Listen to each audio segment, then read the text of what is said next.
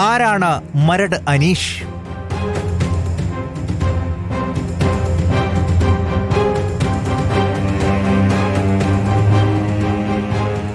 ആനക്കാട്ടിൽ അനീഷ് ആന്റണി എന്ന മരട് അനീഷ് ഒരു കാലത്ത് കൊച്ചി നഗരത്തിലെ ഗുണ്ടാ കുടിപ്പക കൊടുമ്പിരി കൊണ്ടിരുന്ന സമയത്ത് ഏറ്റവും ഉയർന്നു കേട്ടിരുന്ന പേര്.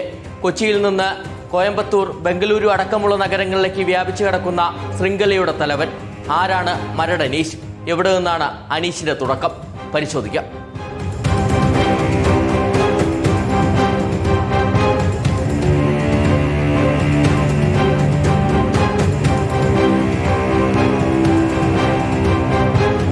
കുപ്രസിദ്ധ ഗുണ്ടാ നേതാവ് ബായ് നസീറിന്റെ സംഘത്തിൽപ്പെട്ട ആളായിരുന്നു മരട് അനീഷ്. മരട് അനീഷ് ബായ് നസീറുമായി തെറ്റുന്നത് ഇംതിയാസ് വകത്തോടെയാണ്.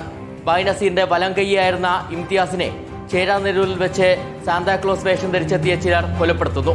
ആ കേസിൽ മരട് അനീഷിനെ പോലീസ് പ്രതിയാക്കുന്നു. പിന്നീട് തെളിവുകളുടെ അഭാവത്തിൽ മരട് അനീഷിനെ കോടതി വെറുതെ വിട്ടെങ്കിലും ഇരുവരും തമ്മിലുള്ള കുടിപ്പക ഉയർന്നുകൊണ്ടേയിരുന്നു. അതായത് കവർച്ച, ഭീഷണിപ്പെടുത്തൽ, തട്ടിക്കൊണ്ടുപോകലടക്കം നിരവധി കേസുകൾ. ഒടുവിൽ പിടികിട്ട പൊള്ളിയായതോടെ ഇതര സംസ്ഥാനങ്ങളിലേക്ക് മരട് അനീഷ് ചേക്കേറി.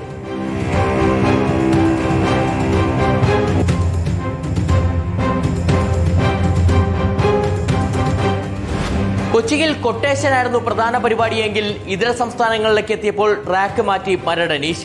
സ്വർണം കടത്തുന്നവരെയും കുഴൽപ്പണം കടത്തുന്നവരെയും ലക്ഷ്യമിട്ടായിരുന്നു പിന്നീട് മരട് അനീഷിന്റെ ഗ്യാങ്ങിന്റെ പ്രവർത്തനം. അതായത് കോയമ്പത്തൂർ, ചാവടി അടക്കമുള്ള ഇടങ്ങളിൽ സ്വർണം പൊട്ടിക്കൽ സംഘത്തെ നിയന്ത്രിച്ചിരുന്നത് മരട് അനീഷാണെന്നാണ് പോലീസിന്റെ കണ്ടെത്തൽ. ഓരോ കവർച്ചയ്ക്ക് ശേഷവും ഒളിവിൽ പോകും. പിന്നീട് മറ്റൊരു കവർച്ചയുമായി വേറൊരിടത്ത് തലപൊക്കും. എന്തായാലും ഈ തട്ടിപ്പിനെ മറയിടാൻ മരട് അനീഷ് ഹോട്ടൽ ബിസിനസ് നടത്തിയിരുന്നതായും പോലീസ് കണ്ടെത്തിയിട്ടുണ്ട്.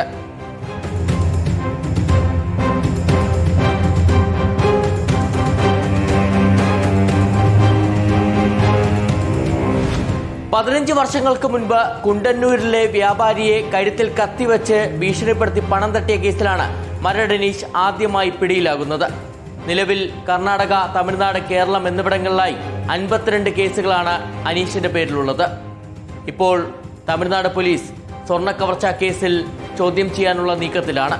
വൈകാതെ അനീഷിനെ തേടി മറ്റിടങ്ങളിലെ പോലീസ് സംഘവും എത്തും.